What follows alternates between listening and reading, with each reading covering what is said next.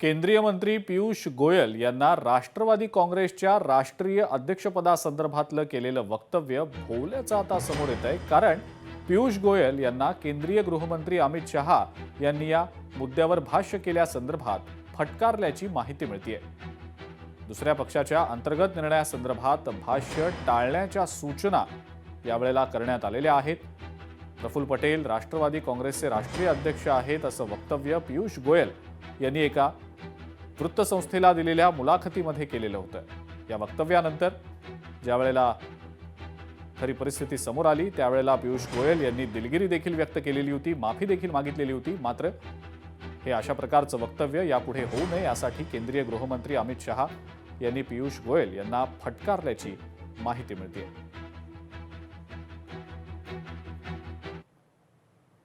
चेतन सिंह केदार यांचं 2 ठिकाणी मतदार यादीत नाव असल्याचा प्रकार समोर आलेला आहे। चेतन सिंह केदार यांचं सांगोला शहर आणि सांगोला ग्रामीण या दोन्ही ठिकाणी नाव असल्याचं दिसतंय।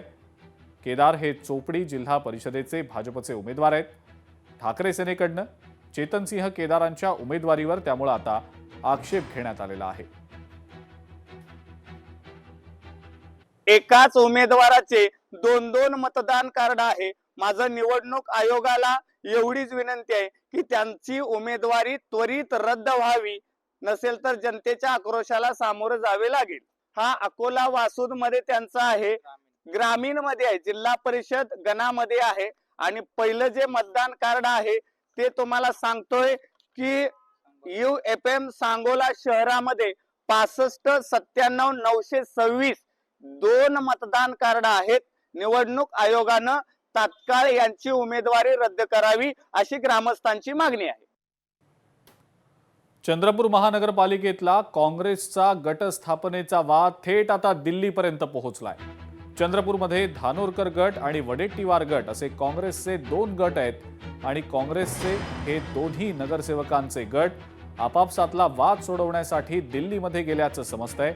दिल्लीमध्ये आज काँग्रेसच्या वरिष्ठ नेत्यांसोबत बैठक पार पडणार आहे आणि याच बैठकीच्या अनुषंगानं काय नेमकं समोर येतं, तोडगा काही निघतो का आणि पर्यायानं चंद्रपूर महानगरपालिकेमधला काँग्रेसचा जो सत्ता स्थापनेचा दावा होतोय सातत्यानं, तो दावा काँग्रेस यशस्वी करून दाखवण्यात प्रयत्नशील गेले काही दिवस सातत्यानं दिसलेली आहे। त्यात त्यांना यश येणार का हे पाहणं महत्त्वाचं असेल।